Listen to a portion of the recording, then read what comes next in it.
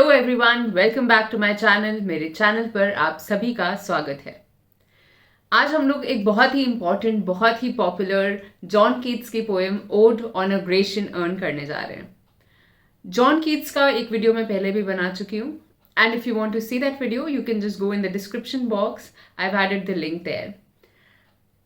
John Keats की poetry को समझने के लिए उनका एक कॉन्सेप्ट समझना बहुत ज़रूरी है, जो कि है नेगेटिव कैपेबिलिटी का। नेगेटिव कैपेबिलिटी क्या होता है? हम अनसर्टेनिटीज में रहते हैं, हम मिस्ट्रीज में रहते हैं, कुछ लाइफ के डाउट्स होते हैं उसमें रहते हैं, और हम हमेशा फैक्ट्स ढूंढने की कोशिश करते हैं, उसके पीछे का लॉजिक ढूंढने की कोशिश करते हैं। बट नेगेटिव कैपेबिलिटी ये है कि आप जो है नेगेटिविटी में रहो, आप जो है इन डाउट्स में रहो। Negativity is not pessimism here I am talking about. I am talking about doubts, I am talking about mysteries. क्योंकि कीट्स का मानना यह है कि लाइफ ऐसी है कि उसको हर कोई रिजॉल्व नहीं कर सकता, हर कोई मिस्ट्रीज को सॉल्व नहीं कर सकता। और नेगेटिव कैपेबिलिटी हमारी वो क्षमता है कि हम इन सब डाउट्स में रहते हुए भी खुश रहे, इन सब डाउट्स में रहते हुए भी लाइफ को प्यार करें। Right, we love life with its negativities, with its doubts, with its mysteries, and we do not try to resolve them. That is the concept of negative capability. So it is the writer's ability to accept the uncertainties, mysteries, doubts without any irritable reaching after fact and reason. कि हमें हर बात का fact और reason नहीं जानना है। तो ये कैपेबिलिटी आर्टिस्ट में है, ये कैपेबिलिटी लिटरेचर में है कि हमें हर चीज, it should not, poetry should not be didactic. अब ये आ रहा है इनके नियो क्लासिसिज्म के अगेंस्ट एक रिएक्शन। जो रोमांटिक्स थे वो नियो क्लासिसिस्ट के अगेंस्ट थे, और पहले ऐसे ही होता था कि जितनी भी पोइट्री है वो एक डायडैक्टिक पर्पस के लिए होनी चाहिए। डायडैक्टिक का मतलब मॉरल पर्पस के लिए, कुछ सिखाने के लिए होनी चाहिए। बट कीट्स कहते हैं कि poetry is like life and it should be enjoyed like life. It should not B resolved कि मुझे हर एक चीज़ जाननी है, ऐसा क्यों हो रहा है, I have these doubts about my life. It will happen every time, but negative capability आपकी वो क्षमता है कि आप इन सब चीज़ों को एक्सेप्ट करें एंड उसके बावजूद भी जिंदगी को इंजॉय करें। सो कीट्स ने ये टर्म 1817 में कॉइन करा था अपने एक लेटर में, जो कि इन्होंने अपने ब्रदर्स जॉर्ज और टॉम को लिखा था। अब ग्रेशन अर्न क्या है? The poem is ode to the Grecian urn. Grecian क्या है? ग्रीस। अर्न क्या होता है? This is the picture of urn. तो ये एक वेसल है जिसके ऊपर बहुत सारी पेंटिंग्स करी हुई हैं। जैसे हमारे यहाँ भी बहुत सारे आर्टिफैक्ट्स होते हैं, आर्ट के आइटम होते हैं, कप्स होते हैं, मग्स होते हैं, उसमें अलग अलग तरीके की पेंटिंग्स होती हैं। ऐसे ही ये अर्न है और इसमें अलग अलग तरीके की पेंटिंग है।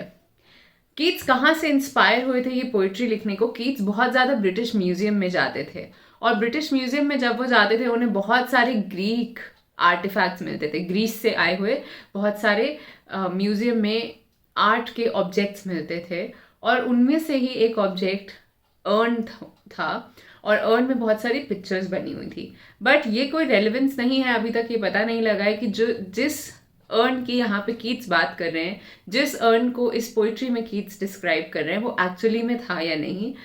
ज़्यादातर यही मानना है that it is also a figment of Keats's imagination. Obviously, it is inspired from the Greek artifacts, but जितने इंसिडेंट्स उन्होंने बताए हैं कि अर्न में क्या क्या बना हुआ है अपनी पोइट्री में, ये सब एक फिगमेंट है जॉन कीट्स की इमेजिनेशन का। So what is this poetry talking about? इस पोएम में हम पढ़ेंगे कि एक अर्न के ऊपर जितनी भी पिक्चर्स लगी हुई हैं जो लाइफ को डिस्क्राइब कर रही है, उसे कीट्स कैसे डिस्क्राइब करते हैं। It's like a still life in front of us, कि ये जो लाइफ है ये पॉज लाइफ है, कि एक लवर यहाँ पे खड़ा है, he is chasing a woman, he is trying to kiss her, but वो बस इतना उधर तक पहुंच जाता है, उस विमेन तक, the women he loves, but उसके आगे नहीं बढ़ सकता।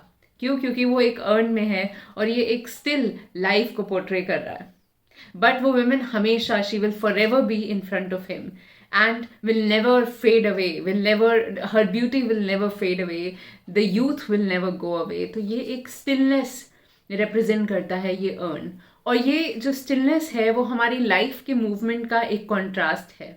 तो ये बहुत ही मेजर थीम बन जाती है odd on a Grecian earn में, कि जो लाइफ के कॉन्ट्रास्ट में ये स्टिलनेस है। तो जितना ज़्यादा ये अर्न को डिस्क्राइब करते हैं उतना ज़्यादा हमें पता लगता है कि कितनी ट्रांजिएंट हमारी लाइफ है, कितनी टेम्पररी हमारी लाइफ है।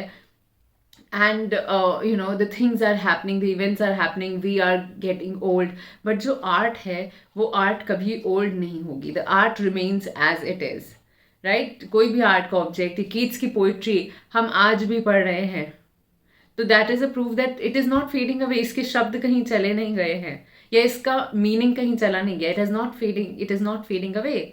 मगर हमारी लाइफ बहुत, हमारे दादा परदादा सब जॉन कीट्स को पढ़ चुके हैं। तो generations have gone, generations have died, we will also get old, we will also die someday। मगर ये जो piece of art है, Ode on a Grecian Urn by John Keats, और ये जो ग्रेशियन अर्न किसी ने बनाया है, किसी पेंटर ने बनाया है, किसी स्कल्पचर ने बनाया है, वो कभी भी फेड नहीं होगा। So this was the introduction to the poem. Now let's start with the line by line explanation. Ode on a Grecian Urn by John Keats. So stanza 1 starts with the line, "Thou still unravished bride of quietness, thou foster child of silence and slow time." तो ये दाव किसके लिए है? ये दाव है, John Keats is addressing this to the urn. ये ग्रेशियन अर्न से बात करते हुए कह रहे हैं, और ग्रेशियन अर्न को क्या बुला रहे हैं?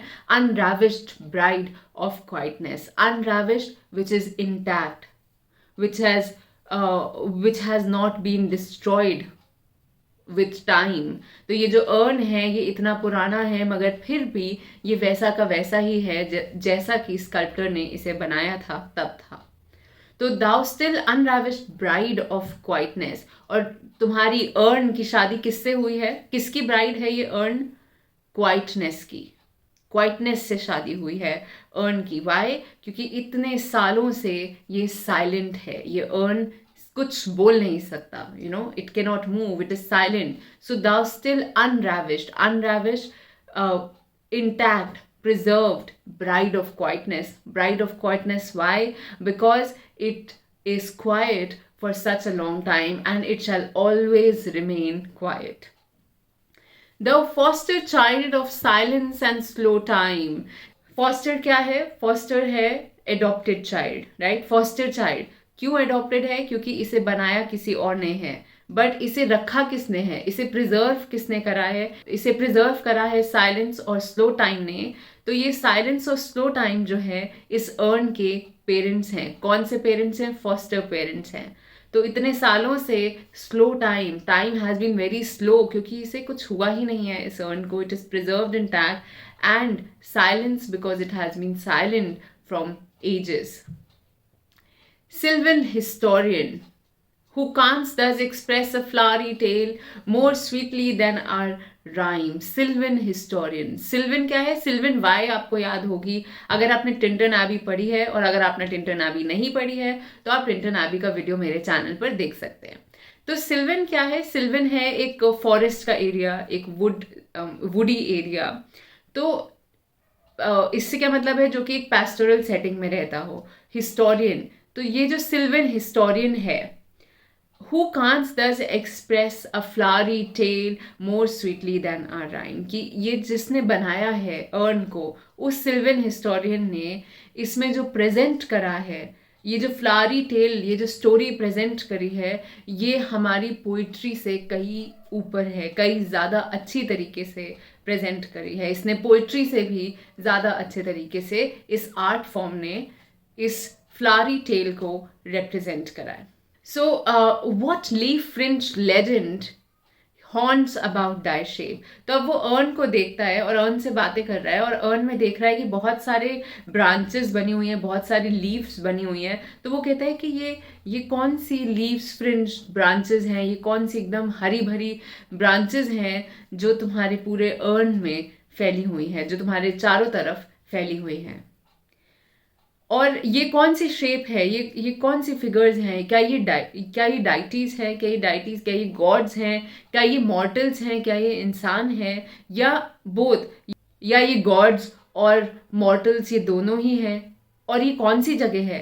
तो ये सब सवाल कीट्स जो है उस अर्न से पूछ रहा है कि ये कौन सी जगह बनी है तुम्हारे अर्न में। क्या ये टेम्प है? TEMPE, Tempe is an ancient place in Greece. क्या ये टेम्प है, या ये डेल्स हैं आर्केडी के, या ये आर्केडी की जगह है? आर्केडी भी एक पैस्टोरल सेटिंग थी। तो क्या ये वहाँ उन जगहों की बात हो रही है? वॉट मैन और गॉड्स आर दीज, ये कैसे गॉड्स या मैन बने हैं तुम्हारे अर्न पे? वॉट मेड इन स्लॉथ, ये जो विमेन है ये कौन है? What mad pursuit, and what kind of madness is there on this urn? What kind of people are there? What kind of shapes are there? What struggle to escape? और इससे कोई escape नहीं कर सकता. You know, there is a struggle to escape. Nobody who is here in the urn cannot escape this. What pipes and timbrels? What wild ecstasy. ये कैसे musical instruments है? Pipes और timbrels क्या होता है? म्यूजिकल इंस्ट्रूमेंट्स होते हैं। और व्हाट वाइल्ड एक्सटेसी, ये कैसी वाइल्डनेस है all around the urn. So first stanza is the introduction to the urn. The first glance Keats is having towards this urn. तो ये first glance है कीट्स की, और फर्स्ट ग्लांस में Keats कहते हैं कि तुम ब्राइड हो क्वाइटनेस की, unravished हो. Unravished means which is prevented, intact. So you are an unravished bride of quietness, that time has not destroyed you. Slow time and silence have taken care of you like your foster parents. Sylvan historian has described you so well that you are even better than poetry. You rhyme better, you tell the story better than the art form of poetry. And what all is represented on this urn? Are these gods? Are these mortals? Or are these both? What place is this? Is this temp or is this Arcady? What kind of men and gods have taken the shape of the urn? What kind of women are there? What kind of wildness? And how can these people who are represented on urn can escape the urn? And what kind of musical instrument, pipes and timbrels, and what kind of wild ecstasy is represented on the urn? तो ये first stanza की बात है. अब आगे की 3 stanzas में ये एक डिटेल्ड एक्सप्लेनेशन देंगे कि क्या क्या उस अर्न में represented है. Stanza 2. Heard melodies are sweet, but those unheard are sweeter. These are the most popular lines of John Keats. तो वो कह रहे हैं कि जो हर्ड मेलोडीज हैं, जो हम सुनते हैं, जो हमारे कानों के सेंसरी ऑर्गन्स को सुनाई देती है, वो तो सुंदर होती ही हैं, बट जो हमारे कानों के, जो हमारे सेंसरी ऑर्गन को सुनाई नहीं दे रही है, वो उससे भी ज़्यादा सुंदर है. और what is he talking about? He is talking about the melodies, the musical instruments which are presented in the urn. तो ये जो पाइप्स और इंस्ट्रूमेंट्स से जो अर्न में म्यूजिक निकल रहा है, that can not be heard through this physical year. But ये कहाँ, क्यों ये अनहर्ड मेलोडी स्वीटर है? क्योंकि ये जो म्यूजिक है ये सीधा हमारे सोल में जा रहा है. Right, there is no intermediatory. ये ईयर क्या है? ये एक इंटरमीडिएटरी है साउंड का, कि साउंड पहले यहाँ आएगा, फिर हमारे ब्रेन में जाएगा, फिर हमारे सोल से कनेक्ट होगा. तो ये जो अनहर्ड मेलोडी है, ये जो अर्न में बनी हुई ये पिक्चर है जिसमें ये पाइप और टिम्ब्रल से प्ले करा जा रहा है, ये जो म्यूजिक है ये अनहर्ड है और ये ज़्यादा स्वीट है. क्यों? क्योंकि इसमें ये इंटरमीडिएटरी ईयर नहीं है, ये डायरेक्ट हमारे सोल को टच कर रहा है. So heard melodies are sweet, but those unheard are sweeter. Therefore ye soft pipes play on. And इसीलिए ये जो soft pipes है, ये Keats जो है soft pipes से कहते हैं keep playing on, keep the music on. Not to the sensual ear, not to the sensual ear. ये जो sense कर सकता है उस ear को नहीं सुनाई देगा ये. But more endeared, more precious. Pipe to the spirit of ditties of no tone. Pipe to the spirit, ये जो पाइप है, ये जो म्यूजिक है, वो कहाँ जा रहा है? सीधे स्पिरिट में, हमारे सोल में. डिटीज मतलब सॉन्ग्स. तो ये जो सॉन्ग्स हैं जो इन पाइप से आ रहे हैं, ये कहाँ जा रहे हैं? सीधे स्पिरिचुअली टच कर रहे हैं हमें सोल में टच कर रहे हैं, ऑफ नो टोन, इनका कोई टोन नहीं है जो कि हमारे सेंसरी ईयर सुन सकते हैं, but still they are touching our hearts and soul. Then he comes to the next figure. तो पहला फिगर इन्होंने क्या कहा, पहला फिगर देखते हैं कि सॉफ्ट पाइप्स का, और कहते हैं कि ये जो पाइप्स बने हुए हैं, keep playing on your music because unheard melodies are sweeter. अब दूसरा जो फिगर ये देखते हैं उसमें क्या बना हुआ है, एक यूथ बना हुआ है, एक यंग मैन है जो ट्री के नीचे बैठा है. So fair youth beneath the trees thou canst not leave. तो ये यूथ से कह रहा है कि जो तुम बैठे हो इस पेड़ के नीचे, तुम यहां से कहीं नहीं जा सकते अब. Thy song nor ever can those trees be bare. तो thou canst not leave thy song, कि तुम अपना सॉन्ग कभी छोड़ नहीं सकते. तो ये जो यूथ है, ये जो प्ले कर रहा है इंस्ट्रूमेंट, ये हमेशा वहीं स्थिर रहेगा और उसका सॉन्ग कभी रुकेगा नहीं, because this earn is representing forever. Thou canst not leave thy song, तुम्हारा सॉन्ग तुमसे कभी छूटेगा नहीं. Nor ever can those trees be bare. और ये जो ट्रीज में जो लीव्स हैं, ये चाहे विंटर्स आ जाएं, चाहे तूफान आ जाए, ये ट्रीज की जो लीव्स हैं ये उन्हें कभी छोड़ेंगी नहीं. This tree will be evergreen. Bold lover never never canst thou kiss. Canst का मतलब यहाँ पे कैन नॉट नहीं है, कैन है, ठीक है. तो bold lover never never canst thou kiss, कि तुम जो हो, ये बोल्ड लवर को दिखा रहे हैं. जो बोल्ड लवर है कि I read the next line then I explain.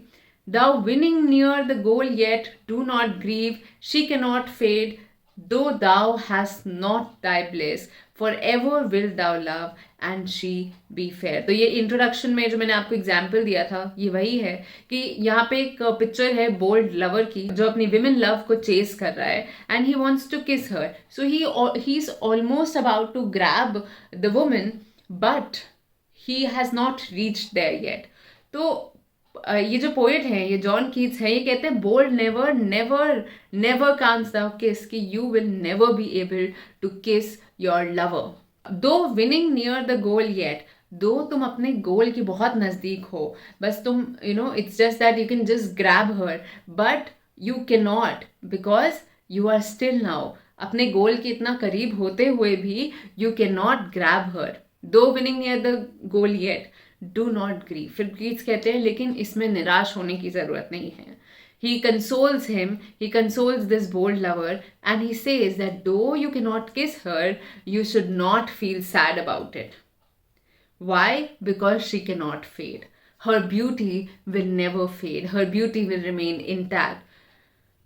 Though thou hast not thy bliss, though तुम्हें अपनी blessing नहीं मिलेगी, though you will never get to kiss her, forever will thou love. लेकिन तुम हमेशा प्यार में रहोगे. You will ever remain in love, your love will not fade away, and she be fair and she will always remain young. तो अभी क्या होता है, ये एक बहुत कॉन्ट्रास्ट है, as I have told you कि इसकी एक बहुत इंपॉर्टेंट थीम है टेम्पोरल वर्सेस इसकी स्टिलनेस की, कि ये जो आर्ट है ये परमानेंट है. इस आर्ट में ये यूथ कभी फेड नहीं होगा, ये प्यार कभी कम नहीं होगा. राइट, पोइट्री में क्या होता है, so much love is expressed, और उन पंक्तियों में प्यार कभी कम हो ही नहीं सकता है, फेड हो ही नहीं सकता है. बट नॉर्मल जिंदगी में क्या होता है कि एक ना एक दिन प्यार फेड हो जाता है, द लव फेड्स अवे, और आप ओल्ड हो जाते हो. The youth fades, the young people fade away, they become old, passion fades away. लेकिन यहाँ क्या है, ये जो स्टिलनेस है, ये जो फॉरएवर है, ये आर्ट की है. ये आर्ट के साथ कभी नहीं हो सकता, ये आर्ट कभी फेड नहीं कर सकती है. ह्यूमन एग्जिस्टेंस चली जाएगी but this art will remain intact. तो ऐसे ही ये लवर्स हैं. अगर ये लवर्स रियल लाइफ में होते तो शायद 4 साल 5 साल 6 साल बाद ये उतना enthusiasm से उस वुमन को चेज ना कर रहा होता. But because he is a part of art, he will never fade away, his love will never fade away, the woman will never go out of his sight. Oh, happy, happy boughs that cannot shed your leaves, nor ever bid the spring adieu. Oh, happy, happy boughs. तो ये boughs को देख रहे हैं, ये branches को देख रहे हैं, और ये देख रहे हैं कि कितनी हरी भरी branches हैं, और ये branches से बात करते हुए कह रहे हैं कि तुम्हारी लीव्स कभी भी शेड नहीं होंगी. You will never shed your leaves nor ever bid the spring adieu. और ये जो स्प्रिंग सीजन में अभी आप हो, स्प्रिंग सीजन में प्लांट सबसे ज़्यादा फ्लरिश करते हैं, तो ये स्प्रिंग सीजन को कभी भी आपको अड्यू मतलब फेयरवेल, गुड बाय नहीं करना पड़ेगा. Because there is this stillness, there is forever your leaves will remain green, forever the leaves will remain intact, forever this tree, these branches will remain in the spring season. And happy melodist unwearied, और ये जो melodist है, ये जो गाना play कर रहा है, he is never going to get tired. Wearied मतलब होता है tiredness, unwearied मतलब जो कभी थकेगा नहीं. So, and happy melodist unwearied, that you will never get tired, forever piping songs, forever new. और तुम्हारे songs हमेशा नए रहेंगे और तुम्हारे songs हमेशा बजते रहेंगे. And they will never stop, they will always be new. More happy love, more happy love. और ये जो lovers है यहाँ पे, they are so happy. तो ये जो happiness है, ये जो हैप्पीनेस है, ये इतनी परमानेंट है इस पीस ऑफ आर्ट में. More happy love for ever warm and still to be enjoyed, that this love will remain forever warm. The warmth of this love will never escape you. कि इस love में हमेशा warmth रहेगी and it will ever be enjoyed. और हमेशा इस love को आप enjoy करते रहोगे. Forever panting and forever young, all breathing human passion far above. And forever जो भी इधर होगा, या sadness है या happiness है, it will remain forever. Youth will remain forever. All breathing human passion far above, that leaves a heart high sorrowful and cloyed, a burning forehead and a parching tongue. तो क्या है कि जो human passion से जो है ये फार above है, क्योंकि ह्यूमन पैशन में क्या होता है कि हार्ट जो है हाईली सॉरफुल हो जाता है. And cloyed a burning forehead, you know there is always a burning and a heavy sensation on a forehead, मतलब सर दर्द हो जाता है प्यार में. And parching tongue means dryness. You know, there is no warmth left in love when it is actually human love. But this love is far above human love. Human love is temporary. Human passion is temporary.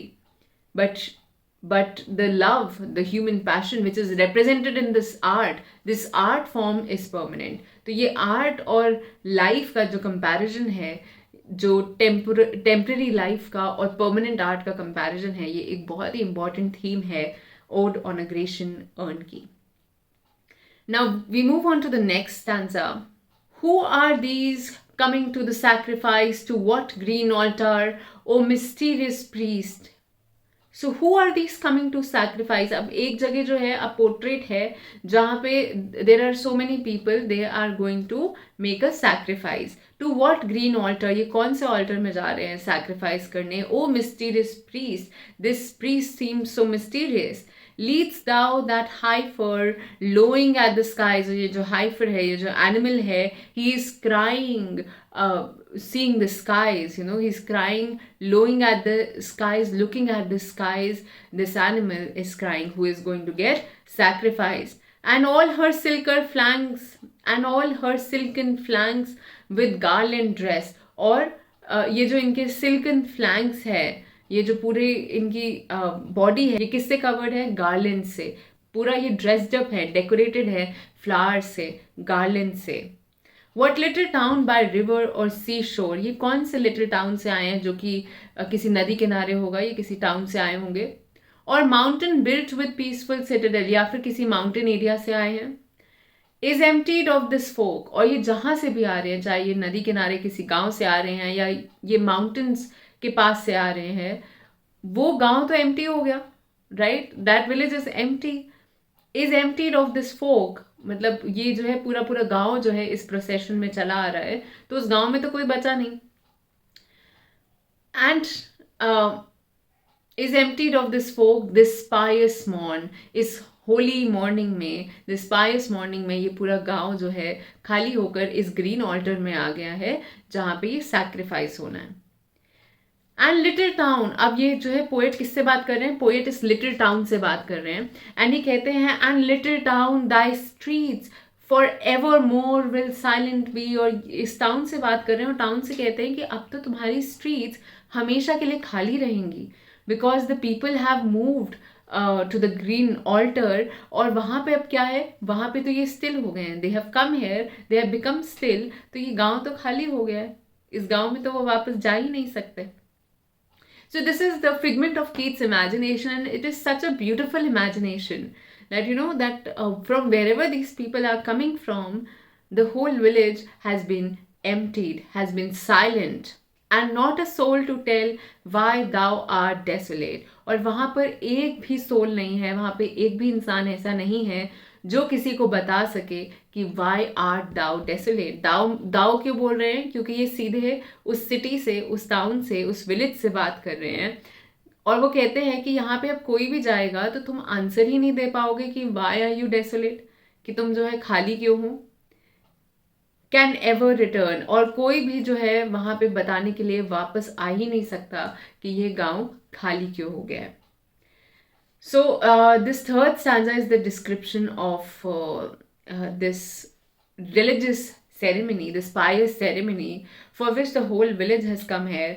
अब ये क्या है, ये भी permanence की बात हो रही है यहाँ पे, इस आर्ट में ये चीज़ permanent हो गई है, and this is also permanent now that from whichever village they are coming, that village will always remain silent now. We come to the last stanza. O Attic shape, fair attitude, with breed of marble men and maiden overwrought. So now he calls the urn an Attic shape, fair attitude, with breed of marble men, that you have breeds of marble men, men made of marbles, and maiden overwrought, with forest branches and trodden weed, that you have so many forest branches and so many plants made on this urn. Thou silent form, you are such a silent creature. क्या क्या बुला रहा है urn को, वो silent form कह रहा है urn को. Dost tease us out of thought, तो ये urn क्या कर रहा है, that you are teasing us out of thought, कि इसमें ऐसी जो figures बनी हैं वो हमारी thoughts को tease कर रही हैं, and it is making us think of the things, और मेकिंग अस इमेजिन, हमारी इमेजिनेशन को ये जो अर्न है, ये जो इसकी स्टिलनेस है, वो टीज कर रही है, और वो जो है हमें लाइफ के ग्रेटर थॉट्स के बारे में सोचने में मजबूर कर रही है. Thou silent form, thou tease us out of thought as doth eternity. As doth eternity, eternal thoughts की तरफ हमें ये जो earn है ये tease कर रहा है. Eternal thoughts, deeper thoughts of life and death. Old pastoral बुलाता है इस earn को, क्यों? क्योंकि इसमें बहुत सारे pastoral scenes हैं, rural scenes हैं. When old age shall this generation waste, thou shalt remain in midst of other woe than ours, a friend to man to whom thou sayest. When old age shall this generation waste, जब ये generation old age में चली जाएगी, when this generation will move towards the old age, thou shalt remain, you will remain as you are. In midst of other woe, and in the middle of other kinds of sadness, woe is sadness, then ours, ये जो human sadness है, तुम इसी के बीच में होगे, बैठे होगे.